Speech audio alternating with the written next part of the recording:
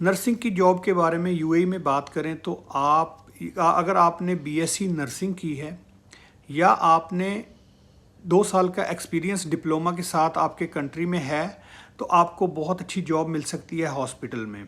आपकी पे स्केल जो है वो भी बहुत अच्छी स्टार्टिंग में लग जाएगी। और यूएई का जो हेल्थ सेक्टर है उसका स्टैंडर्ड भी बहुत हाई है। अगर आपने 2-4 साल यूएई में एज अ नर्सिंग काम किया तो आपको दूसरे किसी भी वर्ल्ड कंट्री में आपका जो स्कोप है वो बहुत ज़्यादा है। इसमें मैं ये भी बताता चलूँ कि आपकी जो पे स्केल है वो 5000 से स्टार्ट होके अबव जाती है। अगर आपने बीएससी नर्सिंग किया है तो आप रजिस्टर्ड नर्स हो जाएंगे।